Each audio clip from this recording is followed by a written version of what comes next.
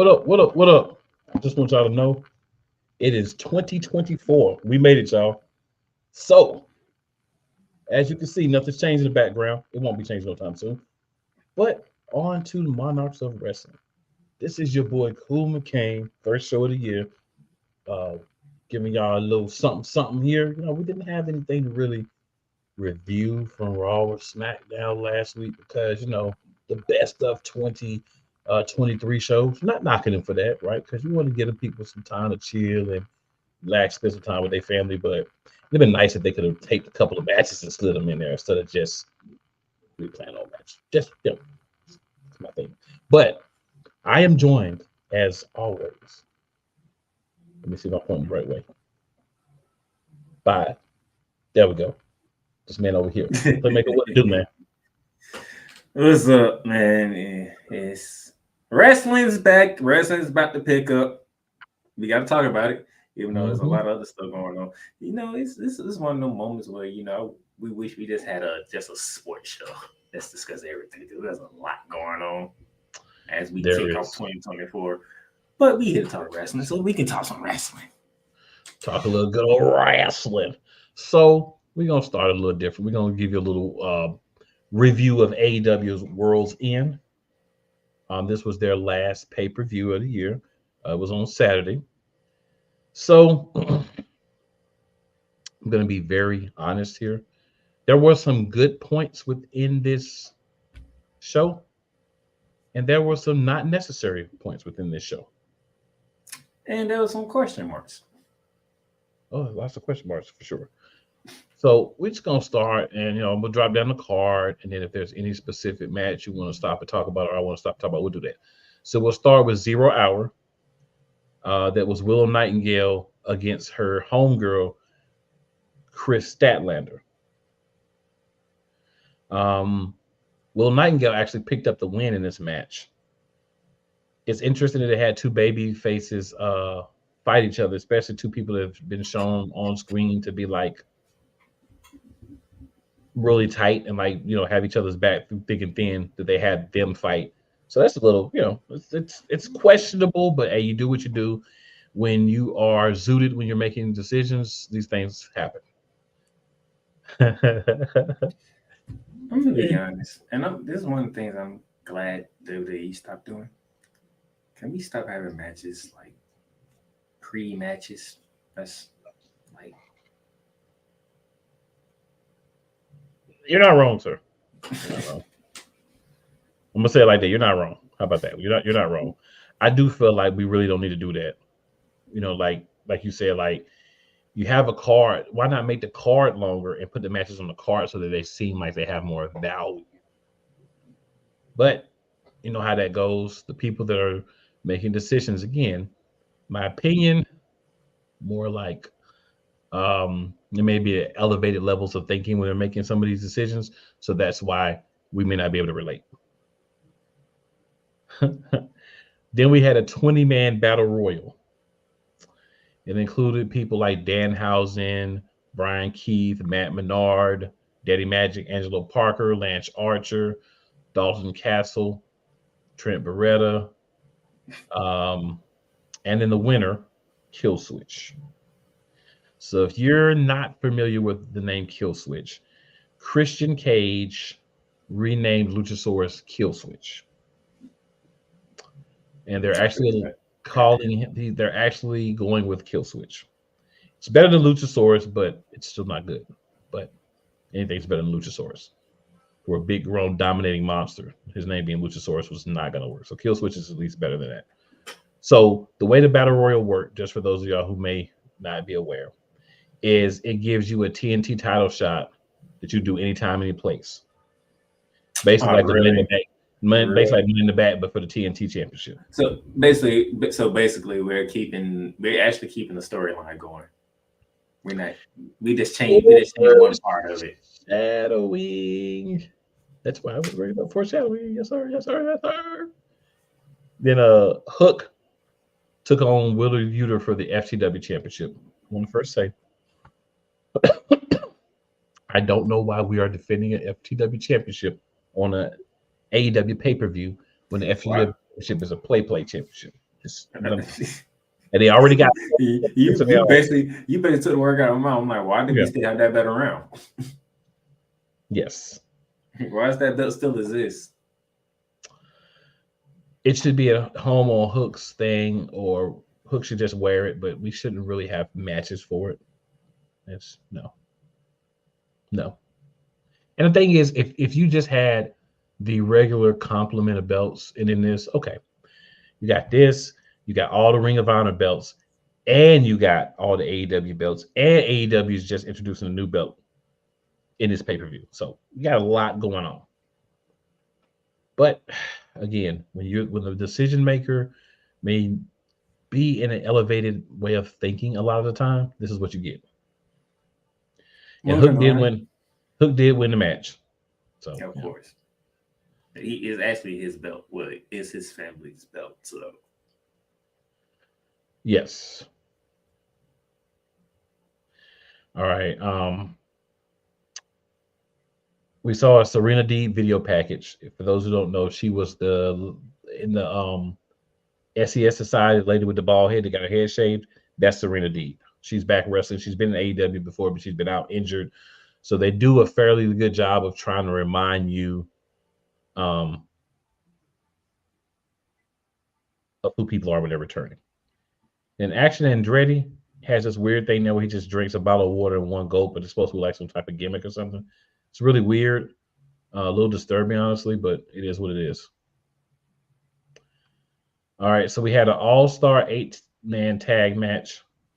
We had Claudio Castagnoli, Bryan Danielson, Mark Briscoe, and Daniel Garcia against Brody King, Jay Lethal, Jay White, and Roosh. So basically a bunch of people that were in the Continental Classic tournament and lost and didn't make it to the finals. And then Jay White, who did make it to the finals, are fighting. The good guys on the quote-unquote good guys on one side and the quote-unquote bad guys on one side. With the Blackpool Combat Club, it all depends on who it is and what part of the show it is, if they're good guys or not. So if you're ever wondering why you kind of see them flip back and forth, I don't know why. Is Regal's even still around? Well, Regal's not. That's the thing. Regal's in WWE. So, of course. What's the point of keeping the Blackpool Combat Group if the man who bought it isn't there? Because it was so just to give you a little history on that real quick, because that's actually a good question. Bryan Danielson and I always want to say his WWE name. John Moxley. Yeah, John Moxley. I always want to say his WWE name, so I try not to do that. So John Moxley. So I know I shouldn't have said Dean Ambrose, so I didn't say that. I was just telling you I didn't say it, but I'm not saying it. So they wanted to team up because they felt like they could bring in a couple of young talent and make them a lot better and kind of help elevate them. They wanted Daniel Garcia to be part of that, but Chris Jericho also wanted to be part of the Jericho Appreciation Society, and Chris Jericho has more stroke backstage, so Daniel Garcia ended up in the Jericho Appreciation Society. But they were formed basically to boost up Wheeler Yuta. They're supposed to be Daniel Garcia as well. They may take on another youngster or two sometime in the future. But basically, they're just guys that kick butt. They beat each other up. They beat other people up. And that's their thing. And William Regal just kind of happened to be their manager for a while. He kind of came in and put like the name on it. But even without him, they've actually been better, in my opinion, without him than they were with him. And then they added Claudio because Bryan Danielson's always out for 6 months with some sort of injury or fighting through a broken eye and all kinds of stuff. So you needed another guy who could actually fight in matches. So that's where Claudio came in at. But long story short, the quote unquote good guys, of course, won the battle royal. It wasn't that good, but you ain't the only one who hate the Luchasaurus name change.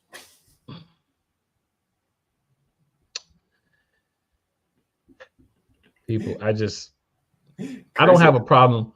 I don't have a problem with people. Yeah, I don't have a problem with people changing names. What's up, Chris? Chris says Killswitch is a done name for a wrestler considered as Christian's finisher name. And Chris, the stupid part is that's the whole angle. That's the stupid part. The worst part of this. And when I say there's a zooted individual that has just had some residue within his cranium is making these decisions, because Christian came out and said, "I'm naming you after my finisher because you're my finisher. So you're gonna be kill switch from now." That was the only explanation we got. Terrible, terrible. In the words of Charles Barkley, terrible. That's all I can say about it. That's all I have to say. I'm sure you probably don't want anything to this horrible battle royal, or excuse me, 8-man match that might as well have been a battle royal. Next. So next we had a pretty good technical match. Just technical a little lightly, but still pretty good technical match. We had Miro versus Andrade El Idolo in what looks to be Andrade's last match at AEW. Okay, I got that part. I got that part. And then later, before we close out, we'll get to all the rumors that's circling around. Because going into 2020, a lot of wrestling rumors have been circling. Yes, but here's the crazy part about this. Who was the manager of Andrade? It was CJ Perry, formerly known as Lana, who is married to Miro. Unless y'all gonna tell me that they are going to be together, which they should be, what was the point of doing all that? Well, the whole point was to have her have a new client, turn on her new client, realign herself with Miro, and him win a match. So I guess we're going to get a run for Miro now for one of the 8 billion championships that's out there. There's plenty of them for him to get. So basically, this is what I just said should come true. It did. Otherwise, what was the whole point? Because by the look of it, Russo was not happy whatsoever. And I did say he's WWE because I actually like that name better. Miro is not bad to me. But he was not happy. Nah, he was not happy. That's why I asked the question. But see, this new Miro just isn't happy, right? He's forsaking his God, his hot wife, everybody. Yes, he does say I've forsaken my hot wife. Yes, he does. He actually says that. He actually says that. So one, you are acknowledging that you married her. Two, you know that she is hot because everybody knows it. I mean, everybody does know that. That's true. That's a fact. That's a factual statement. There's no doubt about that. That's a factual statement. Tony Storm in the next match defeated Riho for the Timeless Tony Storm defeated Riho for the AEW Women's Championship. Successfully defended. Mm-hmm. Remember, if you're gonna bring her up, we gotta talk that language. Yes, and also I want to say that I've said this several times on the show. Thank you, Tony Storm, for your ring attire. Thank you very much. As she proceeds into the night of the new year. Yes. Waiting for her new challenger to appear. Yes. Thank you very much for what you do for AEW and what you do for the males that watch AEW. Thank you. All right. So the next we had Swerve Strickland versus Dustin Rhodes, excuse me. And Keith Lee was supposed to be in the match, but he couldn't. So Rhodes stepped in to wrestle Swerve Strickland. Come on, Keith Lee. I need better from you, sir. I think this is a storyline. I don't think this really happened. I think it's a storyline because they didn't have any build to the match. It didn't make sense to have Swerve Strickland, who's on fire, and Keith Lee, who's starting to gain momentum, just fight with no real build. Because maybe next year we're gonna get some build for big time matches. Wishful thinking. Yeah, I mean, at least I'm hoping. I gotta give them some hope. It's a new year. That's it. Wishful thinking. Day one. It's time to change it. AEW, it's time to give us some story. And the thing is, AEW, I don't expect you to give me WWE level storytelling, but you can make the stories at least make sense. I don't want to see Swerve Strickland and Keith Lee just fight because Keith Lee gets on TV and says, Swerve Strickland is him. He is the one that I want to emancipate from the losses that I've occurred to him through the chicanery that's been a part of his group. That's fine, but we need some build. We need reasons for them to reconnect and clash again. We need to bring up the past, talk about how Keith Lee is on this journey to overcome issues that plagued him throughout his career in AEW. So let's do that. You can build it to where whoever loses the match still looks strong, but you can't just throw them together and do that. So thank you for at least, I believe, storyline wise, pulling Keith Lee out at the last minute. So pretty much we know who won, so let's move on. Right. The natural did not win. Should he never win? Yo. But I have to say this before we move on. Prince Nana is killing that swerve dance. Prince Nana is killing it. All right, so there was another 8-man tag match. This one was Chris Jericho, Sammy Guevara, Sting, and Darby Allin versus Ricky Starks, Big Bill, Powerhouse Hobbs, and Konosuke Takeshita.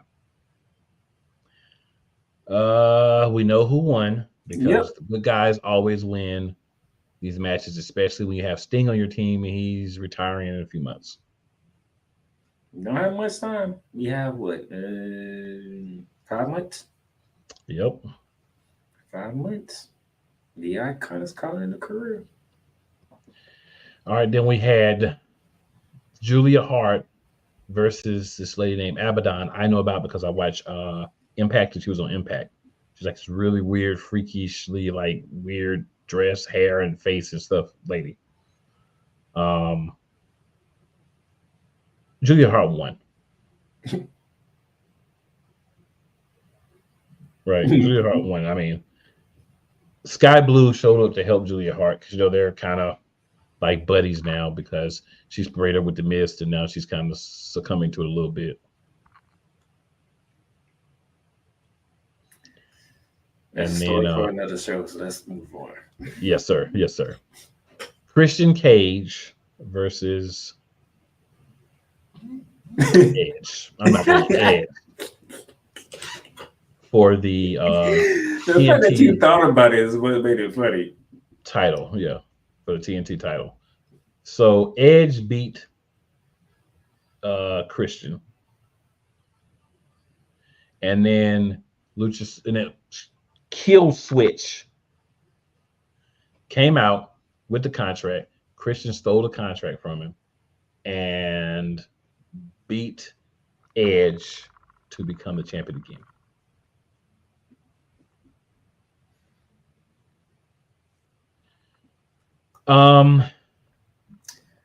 This is one of the crappy decisions for me. It makes no sense whatsoever for Christian to lose and then get the title right back. That was stupid. Killswitch should have won the belt for himself, if anything, and then that would have started some beef between Killswitch and Christian, which would have hopefully at some point got us a real name change. But Tony Khan's on that sauce, that white sauce. So this is what we got. He was on that sauce for He's been on that sauce for a long time. Because we ain't done with Tony Khan yet. This is Tony Khan all day. Moving on, I think you should be close to the main event, right? We're getting there. First, we have the Continental Championship thing. So just to set the stage real quick, Eddie Kingston's arms are smaller than mine. And I'm not a professional wrestler. Eddie Kingston, he doesn't body-wise look like the normal professional wrestler, right? This guy can go. This guy is really smart in the business. He's a guy that's never really gotten over, never really gotten the opportunities, never really had a chance to shine. So he came back in the Continental Classic. He was one of the guys that was close to elimination, but he came back and made the finals and beat Bryan Danielson for the first time ever. Jon Moxley beat Switchblade Jay White. Swerve was also involved in the match, but he did not get pinned or win. So he wasn't involved in any decision. Right. So there's a storyline I believe that's going to be blooming on that end And I think Swerve is going to be the guy to take the Continental Championship off of Eddie Kingston. Remember, Eddie Kingston did win, so now he has 3 championships. The Ring of Honor Strong Championship, the New Japan Pro Wrestling, so that's the Strong. He has the Ring of Honor World Championship, and he has this Continental Championship, but they're not being merged because obviously you couldn't merge all 3 anyway. Because one is New Japan. New Japan's not gonna let you just merge their belt into something else. Now, normally, I would say this was the surprise of the night. Unfortunately, normally this would be. Normally this would be because this was straight underdog. I knew Kingston was going to win. I'll tell you what, I knew Kingston was going to win, and I may have alluded to this earlier, and some people may have caught it and may not. Eddie Kingston put his 2 belts on the line. You don't do that, even in a storyline, unless you're going to win. So they told you who's going to win from the beginning. But yeah, that would have been a surprise just because of what normally happens. So now we are getting to the main event. That is Jon Moxley on the other side. Yes. And Jon Moxley does not lose clean to many people, but him and Eddie Kingston are close in the real world. So that may have been a reason why he was willing to let him be put over. All right. All right. So, sir, we're at the main event. And what I'm going to do here is I know that you have some thoughts on this. And I'm going to let the people hear your... Go ahead and set it up first. You got to set it up first. Oh, you want me to set it up for you? I thought you might want to set it up for yourself. I thought you might want to set it up for yourself. Set it up. Okay. You set it up first. Okay. I mean, hey, I was just trying to take the flow and hand it to you. You know what I'm saying? I know. But yeah. I got to let you set it up first. All right. I got you. All right. So in the main event, we had the newly turned Samoa Joe, who has struck a deal with the devil. And he beat the wheels off of MJF Wednesday night on Dynamite with a steel chair. And, MJF already had the shoulder injury. And this was after MJF lost the Ring of Honor Tag Team Champions to 2 of the Devil's henchmen. And we'll tell you who that is here soon because we found all that out. So we have this match. Samoa Joe's coming down to the ring, right? Then we've got Maxwell Jacob Friedman, now clearly the face of this feud. And then Samoa Joe, being who Samoa Joe is, the bad guy. So they get to the ring. They play a special video package from people on Long Island talking real positively about MJF. Joe went straight for MJF's shoulder. MJF tried to win with the pile driver. Didn't work. Got put in the arm bar. Joe was ready for everything that MJF did.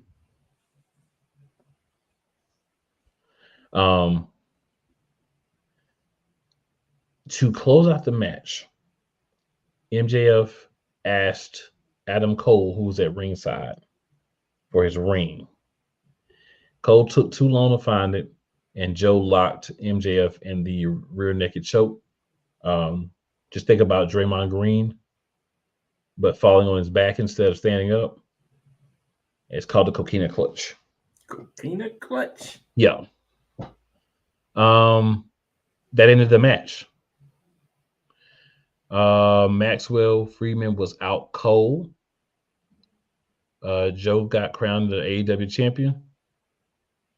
It's a great match, but the ending felt strange to a lot of people. And I'm gonna tell you why that part did not feel strange to me. I'll tell you why. Now, when you just say Samoa Joe won, there's a lot of people that say about time. Yes. But continue. Yeah. So matches on a lot of people, Samoa Joe, blah, blah, blah. Here's the thing. You leave yourself open to me. I get you in my finishing move, my rear naked choke. Get you on your back, you can't respond. You're knocked out. That's a knockout. Like, you lose. And people are like, I didn't want to see MJF lose that way.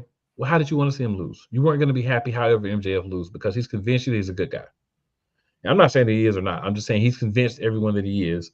So however he lost was going to be a problem. Then after that, Adam Cole tried to comfort MJF after Samoa Joe left the ring. The Devil Masked Men showed up. They beat up Max. They held Adam Cole. And Cole and MJF both was like, "Oh, hit me instead of him." Then the lights dropped. Then when the lights came back on, Adam Cole was sitting on a chair looking at MJF. Wardlow, Roderick Strong, and the Kingdom Unmasked were behind him. MJ looked heartbroken and asked how could Cole do this to him. And then everyone attacked MJF. I want to add some context before you go, sir, since I have this opportunity. MJF really is injured, and he wanted to finish the Devil storyline before he took his hiatus. They're going to act like he's in a bidding war, and that's why he's gone, when really he's just healing up. I believe he signed before they ever made him AEW champion. I could be wrong. Tony Khan could be that stupid, but I don't believe he is. I think you're going to see him come back. He has some guys that he was with outside of AEW, and I think the thing is going to be, if I come back, I want them with me, and I think that AEW is going to do that. I would love to also see Jungle Boy be a part of the storyline because he is an original. He kind of went the bad guy route a little bit, but sometimes things happen. It didn't work out. He's not a bad guy. He's just not. So bringing him back as maybe like a little bit more of a tweener and working with MJF, maybe he ends up turning on him and becoming one of the Devil's henchmen too, would be fine for me. But that's why this kind of felt like a sputter ending to something that they were trying to make a big story. I think that we're going to see the Devil and his henchmen, or whatever they call themselves. I think we're going to see them kind of start to take over a little bit. AEW, I think we're going to see them all with belts, because AEW has so many belts, they can all have a belt and it's still all good. I also wanted to quickly say I like the addition of Wardlow, and I love that the Kingdom are now the Ring of Honor Tag Team Champions again. The floor is all yours, sir. All right. So as somebody's already in the chat is already going with the route that I was finna go. Now, you just said, which might provide some clarity to the situation, that MJF's finna take a hiatus, right? Because he's not faking the injury, just actually what it is. Yeah, he's actually hurt. He's been hurt that's why he hasn't wrestled as much lately. He's been hurt. Well, for what people are saying, if you can go ahead and put the comment up there, sir. I sure can.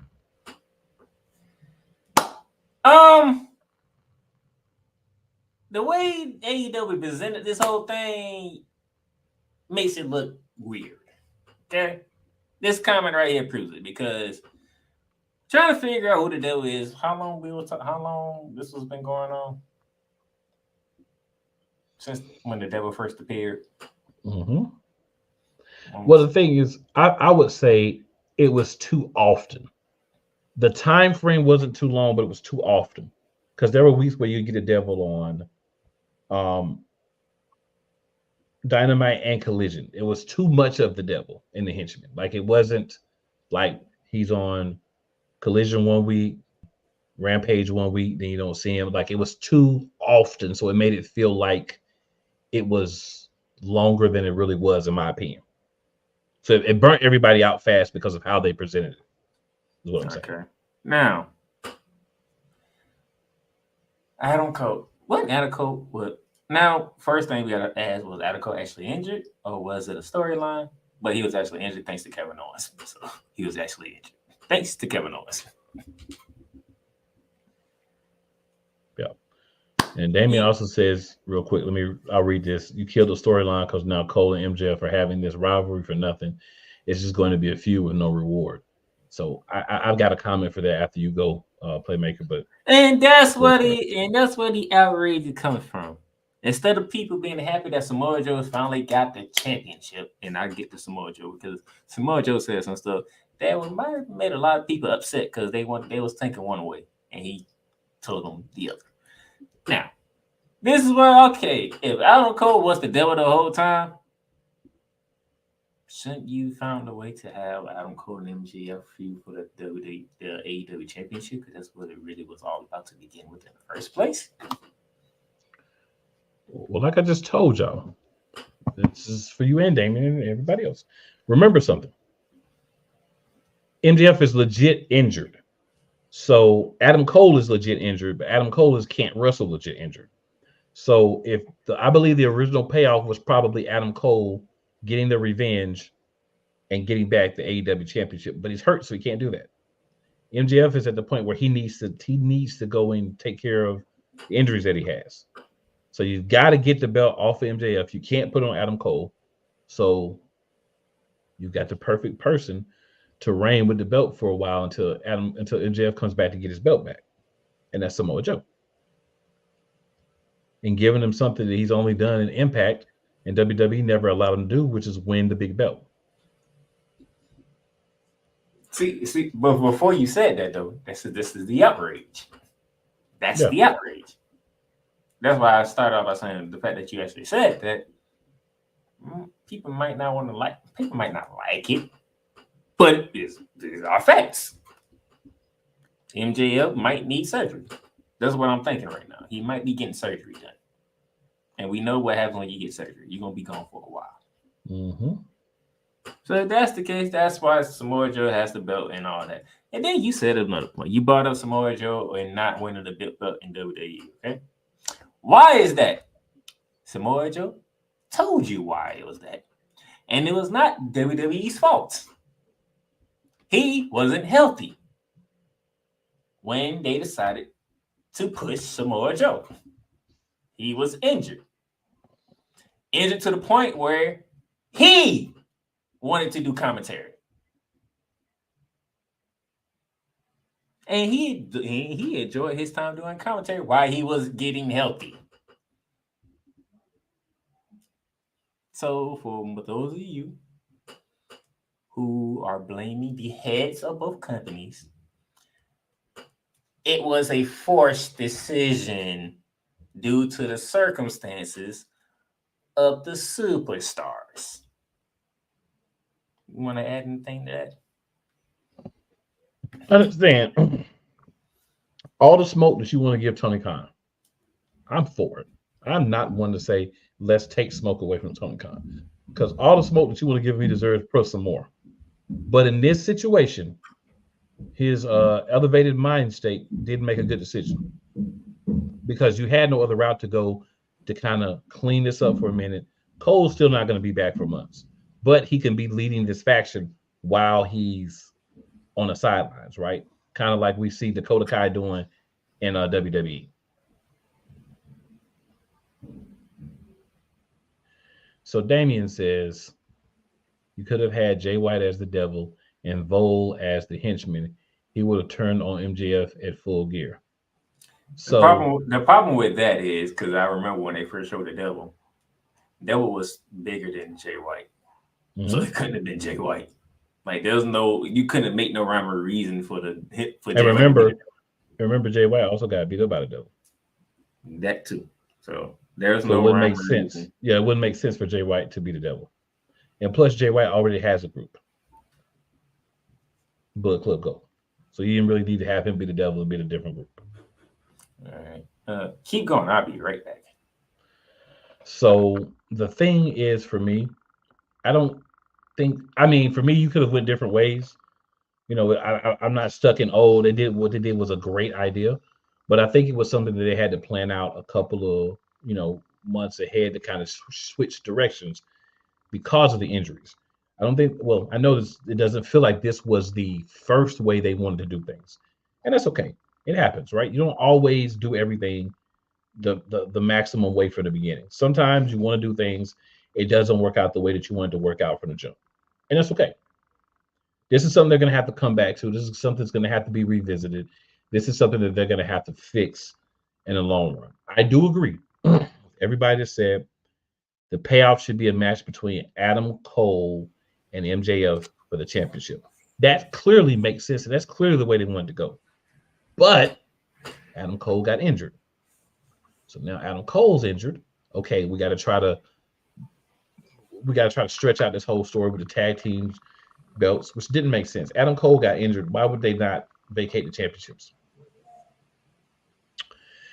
Here's my biggest problem with that whole piece. If you were going to do that, you should have just let Mark Briscoe keep the belt and have somebody else come in and just have different people defend the belts with him to honor his brother Jay, who passed away. If you were going to do that, I think you should have stripped him when he got hurt. Yeah, and Matt says, yeah, I agree, Matt. Says Adam Cole was a devil from day one, but his ankle injury screwed it all up. Definitely agree with that. So he had to go in a different way again because of injuries. But to me, the other thing is real simple. You needed a way to turn Adam Cole back into a bad guy. You needed a way to get sympathy for MJF. What I would have rather preferred is for them to fake like they were beating Adam Cole, beat up MJF, and then just carry Adam Cole with them or leave them both in the ring. MJF leaves. Adam Cole then comes out like on Dynamite and reveals himself as the leader. That would have made more sense to me than doing it right then, because then you could have got the outrage from MJF when he came back. But on the flip side, maybe you wanted to get that moment where MJF was like, "No, why did you do this to me, Adam?" And you can only get that by doing it a certain way. So, and then he has to think about it while he's away. Think about it while he's away. Yep. So then we're gonna get a MJF with some backup coming back. Matt makes a great point. So many injuries in AEW. Matt, so many injuries in every wrestling company. The thing is, these men and women, they have to put their bodies on the line so much. They get injured a lot. They get injured a whole lot. And yet, some people still think wrestling is a certain word. I feel you, and I think more about it as predetermined than fake. Like, what's going to happen, but it's not fake. It's very, very real. It's real. It's darn real, as Kurt Angle would say. All right. But we're gonna move over and talk about day one. Tonight. In 30 minutes. 8 p.m. Hey, there's a lot of things to talk about on there, but you might as well start with the best. Seth Rollins, Drew McIntyre, WWE World Heavyweight Championship. Who's winning this match, Playmaker, and why? Seth Rollins. Okay. And why is Seth Rollins winning this match? The last time we saw Seth Rollins, I do believe he was in a promo battle with another superstar, which pretty much set the table for not only the Royal Rumble, but for the WrestleMania. Sorry, Drew. Even though I do need to see Drew win the title with a crowd. Drew should win. Seth will win. I completely agree, even with your reasons why. The only way I can see Seth losing is from outside interference. All right. Then we have. And if there's outside interference, that always questions, because the only logical people who can interfere in this match, one, he ain't gonna do it because he is not that type of person. I don't think he ever was that type of person to begin since I've been watching him. And two, it's a group, and if that group shows up, it will make things a little more interesting when it comes to that group. Because what could happen is Judgment Day could help Drew win, and then Drew could get pummeled, and then Damian Priest could pin Drew. But he still got the briefcase, and he's good. I believe he's gonna successfully cash it in when he does cash it in. That's what I believe. Yeah, I believe, because usually when they hold a briefcase for this long, they waiting for the perfect time. They're gonna give it to him one of these belts. And that's a great way to screw somebody at WrestleMania. Somebody wins a main event at WrestleMania. I'm thinking it gets happened somewhere either before Elimination Chamber, so whoever he got it from can get it back going into WrestleMania. I would like to see it happen at WrestleMania, to be honest with you. I'd like to see it happen post-match at WrestleMania. When somebody's celebrating, they win, all of a sudden they get mollywopped. And then they lose the belt they just won. That would be interesting because Seth Rollins is the only one who cashed in at WrestleMania. So to have him get cashed in on at WrestleMania, or the match that he's involved in, that even if he loses it, be cashed in on, comes full circle. That's what I believe they should do. Do I think WWE has the free ability to do that? I don't know, but that's what I think they should do. I mean, they got a lot of major players, so it's hard to say. They have a lot of major players right now. They do, but only one of them has their briefcase. Guaranteed championship match when they want it. Got to cash that in. If he holds it this long and he unsuccessfully cashes in, I no longer care anything about Money in the Bank. You won't even hear me talk about it no more because it's not real. Matt, I disagree with you, man. Priest have to cash in successfully. We had too many failed cash-ins. That's what I'm saying. That's what I'm saying. If he doesn't, the women's the only one who have a perfect record of cash-ins. It's the women's. We got to get the man back up. That's what I'm saying. That's why if he does not cash in successfully, I'm done with Money in the Bank. I'm not talking about Money in the Bank no more. You can talk about Money in the Bank, and I will sit here and go, but I have no thoughts.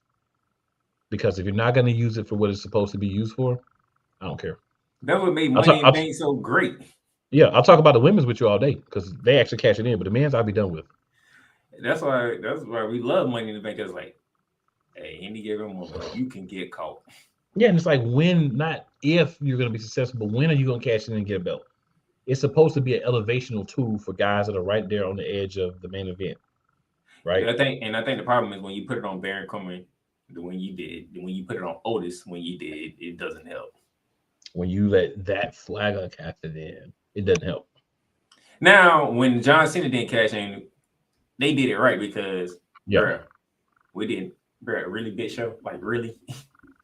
Really? I mean, if you say beforehand, like I'm cashing in on you at this time, you give the person time to be prepared versus the normal way of just running up on you and give you that work. But I like when you can do that with John Cena because John Cena, he is the guy. So he like, I'm gonna cash this in on this date. You can't stop me. Okay, I'm gonna beat you for this belt. So what happens? You get outside interference.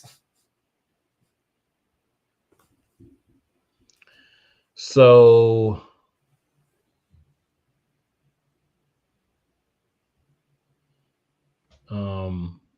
he says Drew wins with AAI help because no, he meant to say Seth Rollins wins because Sammy gets payback on Drew after attacking. Okay, I got you. He said Seth wins. I mean, okay, I got you. And then Matt says, what if they end up not doing Cody versus Roman, but Cody faces Priest at Mania with the case on the line, and then Cody wins and cashes on Roman night 2? That's trashier than just him losing it to me. No, we can't do that. Yeah, I think that's, I mean, personally, if you're asking me, I think that's garbage. There may be millions of people that love it all over the world and would rejoice it. I would stop talking about it then too. No. Because there was no point in having Priest win it if you're not going to give him the belt. That's my whole thing. You have to start giving, like Playmaker just said, the guys the belt again when they have the briefcase. There's been too many examples of guys have the briefcase and not cashing in. We just had A-Town Down cash in for the United States Championship and lose. No, we got to stop this nonsense. That's the other thing. Because when you put on Austin Theory, we looked at it like, okay, we know damn well he ain't cashing in on Brock Lesnar. Exactly. And we damn sure know he ain't cashing in on Roman Reigns. So it's just like, really? But when you put it on Damian Priest now, okay, we getting somewhere. All right, we can see Damian Priest surprisingly knocking out the tribal chief because he does have affection of his own too, so it can even out. And then we can see him do damage to Seth Rollins, which he has done before anyway. And somebody else got involved, which is why he couldn't cash in. All right, so we'll go back to some comments here. So Matt says doesn't have nearly as many injuries as AEW. Yeah, that's because they don't put all these stars on every freaking show. Facts. Matt says, but I digress. Hey, talking about when we was talking about the fake word in wrestling. Yeah. He says, I work in the business. I'm not a wrestler, but it's far from fake. Well, absolutely. He says Seth isn't losing. Matt also says Punk versus Seth at Mania is big money. That's why Seth wins. I don't disagree with you one bit. Damien says AEW looking more and more like WCW with how everything is happening, and now this Jericho makes things worse. Matt says Priest is going to end up like Corbin or Kennedy. I hope not. If they do that, I'm telling you, man, if they do that again, I'm done. Like, I don't care no more. No, we got it.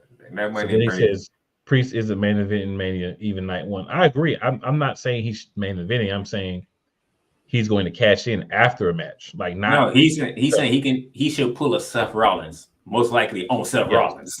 Yes, that's what I'm saying. I'm not saying he should actually be in the main event. I'm saying he should come out after the match is over, when the guy is celebrating, and him and his squad of jackals should attack and obliterate whoever wins, and then protect the ring if somebody is trying to get to the ring to stop him.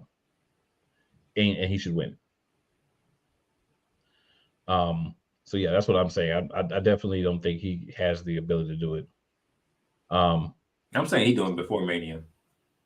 After the Rumble, before Mania, somewhere in that time. Yeah, that's what Playmaker's saying. He wants him to do it and then lose it back. See, I don't want that. Matt says he agrees. He was just asking.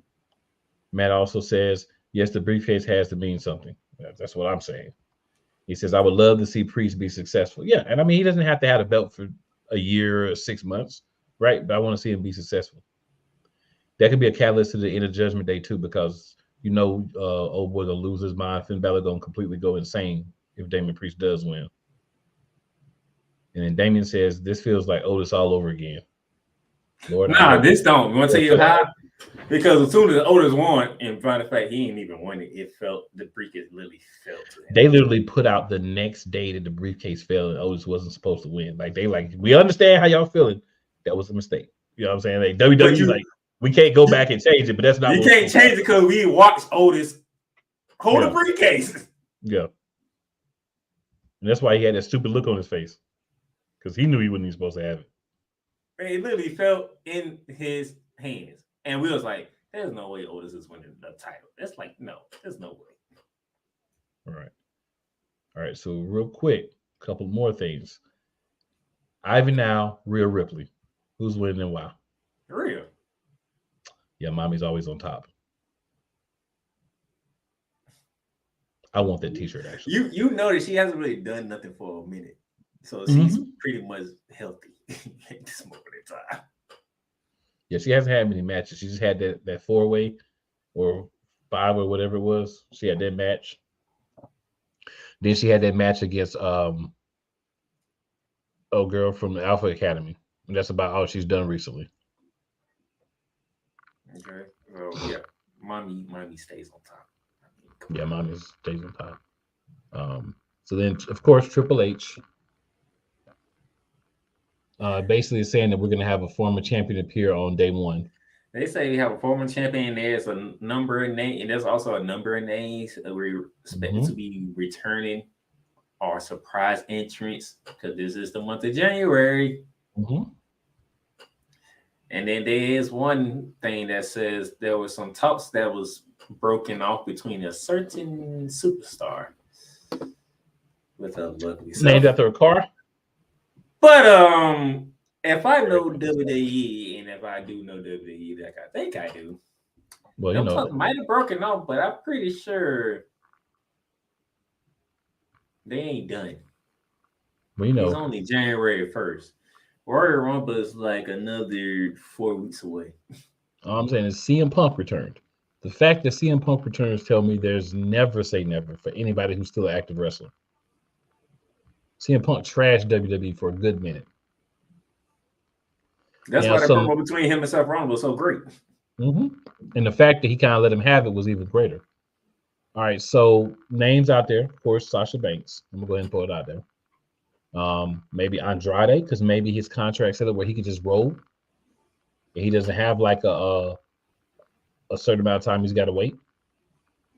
Big Dave may be coming out and setting off the Hall of Fame season early, but there could be a lot of other people too.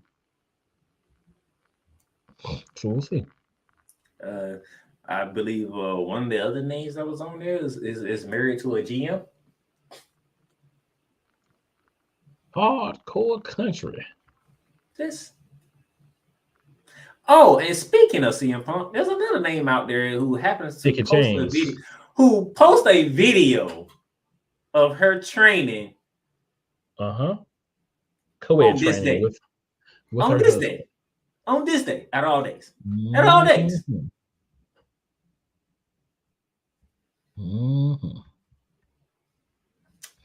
I'm just gonna say, so it's gonna be fun. Example, get ready for the 27th because it's gonna be electric for the Rumble.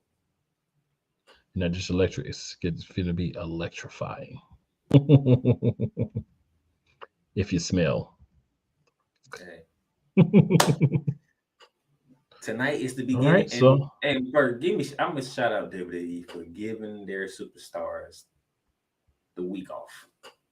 Or maybe some days off, not a whole week, but maybe the days leading up to Christmas and probably a day or two after Christmas, because that was very generous.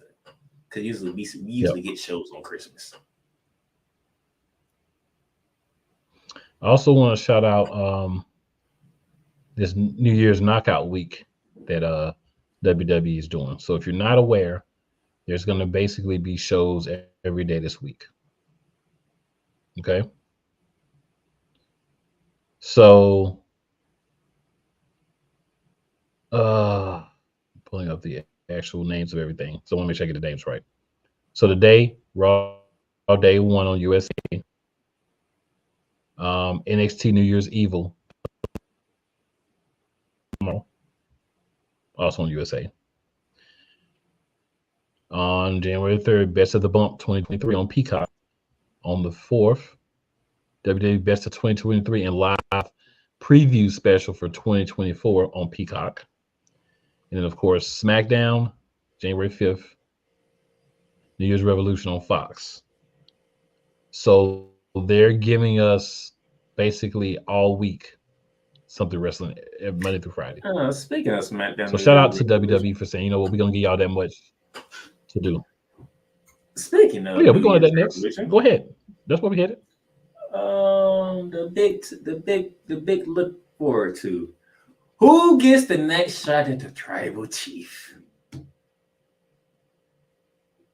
Will it be the phenomenal one, AJ Styles, the Viper, Randy Orton, or instead of me saying his name, Daddy? Cool has a button he'll like to push.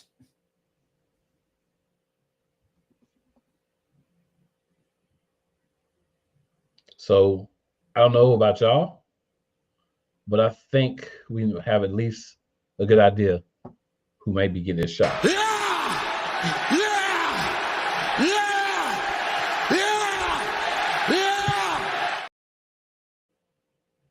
Or could it be L.A. Knight?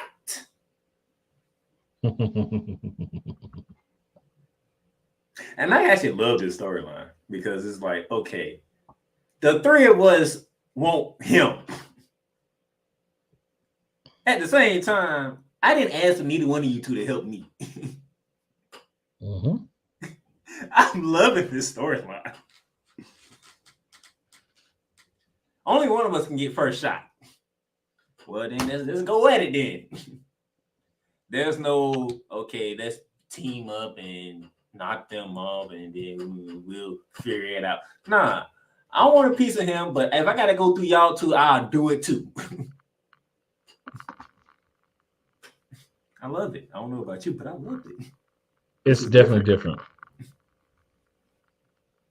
All right, so Damien has a few more comments. Damien says, I would rather see Priest versus Roman and Priest versus Seth.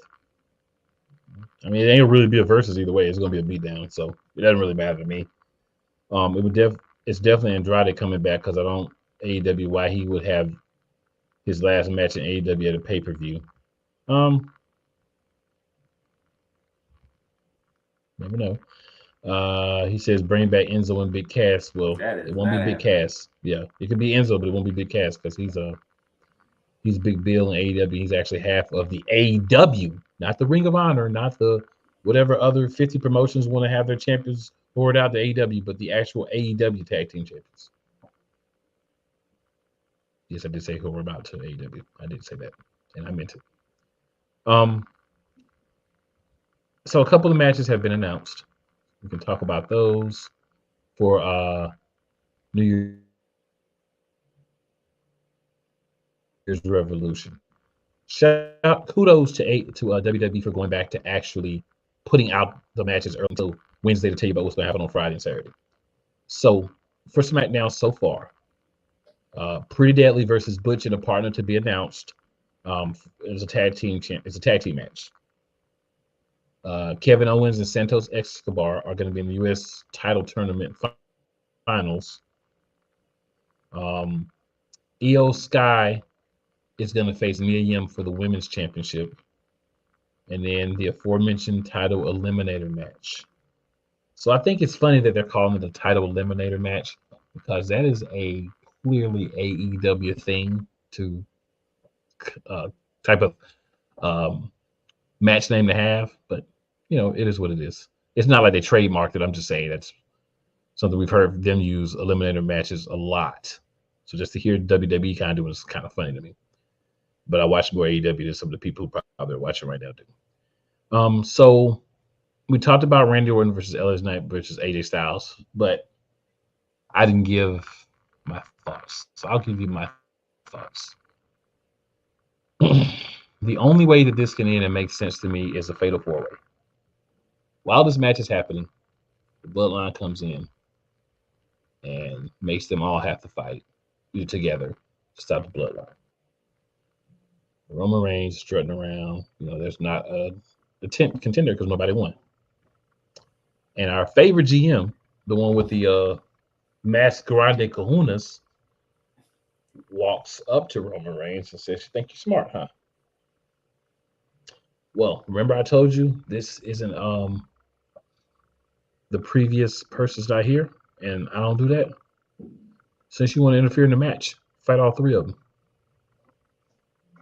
Fatal four-way. So you That's saying what I you get think. a fatal? So you say you get a fatal four at the Rumble? Mm-hmm. And think what this also does if you do the fatal four-way. You're more than likely to keep AJ Styles, LA Knight, and Randy Orton out of the Rumble, even though they have the title matches first and in the Rumble.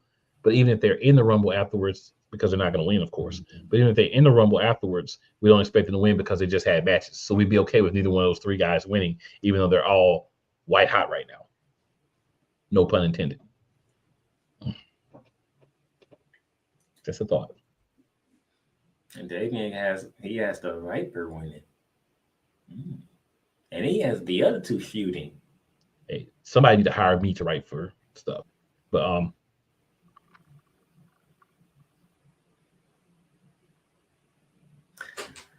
Actually, to be honest, I don't disagree with either one of the points. Orton wins and face Roman. AJ and LA will have a feud of their own. So AJ and LA are going to have a feud. There's no doubt about that. I just think the best showcase is a fatal four-way at Royal Rumble for the title because Roman Reigns and the wise men are cowards. Let's be real, they're cowards. So they'll get up there and be like, "We got to stop this. We don't want them to get there. So just speed them all up." That's that's type of thing that the Bloodline would do. We forget the Bloodline because they've been gone for like Roman Reigns been gone for like who knows how long. So we forget how they operate. But yeah, I think that's what's going to happen. And, I mean, that feud's going to happen because I think at the Fatal Four Way, you kind of get AJ and LA kind of start, kind of get into it a little bit. Then you got Roman and Orton getting into it. And that way you can place the pin on AJ or LA if you want to protect Orton, but he's still not winning the belt.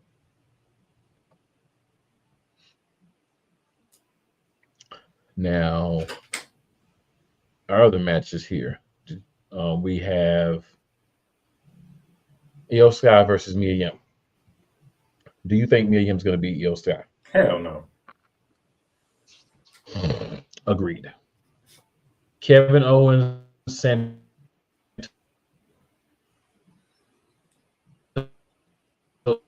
Escobar, US.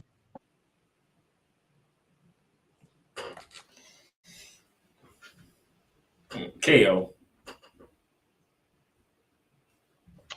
I'm gonna go with Despite Santos despite Santos having a new group, it's gonna be KO. I think his new group is gonna help him win this match. But having KO versus Logan Paul at Rumble brings money. Santos will bring money too, though, because he's hot right now. But Kevin Owens as the good guy versus Logan Paul does make more sense. I'm still gonna stick with Santos. I think the outside interference, and it would be very ironic that the guy he helped win the belt is the guy that he's gonna fight for the belts in Santos Escobar. Extra layer you could add, because he left those brass knucks, which is how Rey Mysterio lost the championship. Whether he did it on purpose or not, that's what happened. All right, and before we get out of here, Pretty Deadly versus Butch and a partner. Who do you think is going to be Butch's partner? I have no idea. The obvious answer should be Ridge Hollins. Well, he walked out on him. I'm thinking Sheamus or Sheamus makes his return. Sheamus making his return. I could see maybe somebody from NXT like Dragunov. I'm going to go with Ridge. I'm going with Ridge Hollins. Ridge Hollins come out and say, you know what? That's my bad. I blew up. I shouldn't have. Pretty Deadly is going to win the match. Ridge Hollins is going to blow up again. Sheamus returns. Okay. That's what I'm thinking. All right, we'll see Thanks to you, because you brought up Sheamus. We'll see how things roll out. Yeah. So, good people, we are approaching that magical time. We want to make sure that everybody is watching. You get your opportunity. Damon, to answer your question real quick. It already happened. Yeah. It already happened. Yeah. He's back to the Lone Wolf character from his days in TNA when he was the most dangerous. When you saw that segment with me and him hugging him, and he ain't showed no emotions back. Yep, that was the breakup right there. Pretty much. But yeah, so ladies and gentlemen, we're about 5-6 minutes away from time. So we appreciate you stopping by, spending a little time with us, Monarchs of Wrestling. If you're seeing this replay after some of these things have happened, half of it we're going to be wrong about. It's all good. There's no worries about that. It happens. But when things are happening, and you heard about it here on the Monarchs first, make sure you remember that. Now, as always, you listen to my shows, you know what's coming next. Make sure you tell 2 of your friends and 4 of your enemies about Monarchs of Wrestling. Just because they don't like you doesn't mean they won't like us. Oh, I know what's coming next for you. And on that one, you need to tell 20 of your enemies because that show's going to be on fire. And KO wins with helps of Carlitos, what Damien has to say. That works too. That could work. All right, so check it. Or the LWO could come out and even the numbers to help KO win. That could work too. 2 notes.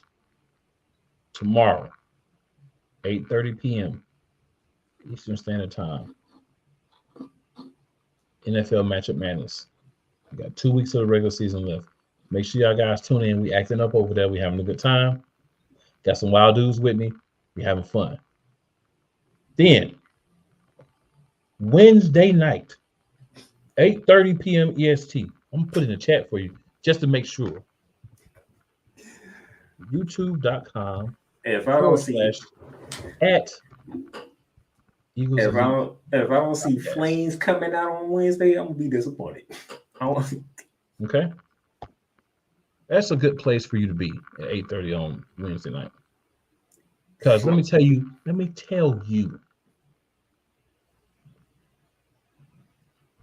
what I saw on Sunday. I saw a dude who looked like he got beat up from third grade through college celebrating the victory. A team that he used to be the defensive coordinator for. And the funny thing is, fans of the Philadelphia Eagles who witnessed that trash calling all last year and us being able to make plays because of the talent that we had, not this imbecilic idiot calling the plays, saying that we were better off with Jonathan Gannon. And I want to say, Nikki Tight Pants and a whole lot of people got some splaining to do to me. And I'm going to tell y'all all about it on Wednesday night. All about it. Oh, I know what you're bringing. I think I'm going to go pray for a diva because what she did a few weeks ago, I hate what she's going to do Wednesday. Let me just say, I'm going to make sure that I have me some water before the show. I'm going to have me some calming tea ready after the show. We're going in this week. We're going in. There you go. Oh, me real quickly. Ramley Talk Thursday. We in the playoffs, so we going to celebrate. I feel that. And you might get lucky enough to play a team who don't even want to be there, but somehow it's there. You never know. That's all I got. I'll be seeing y'all Thursday. I'll be seeing you tomorrow, but I'm telling you, you want to see me Wednesday. It doesn't matter what team you're a fan of. You want to see me Wednesday. Just going to let you know that. That being said, enjoy your week of WWE programming. Enjoy day one. Enjoy New Year's Revolution. All that good stuff. And we'll be back with you next week, 6:30 p.m. Eastern Standard Time. I'll let you boys.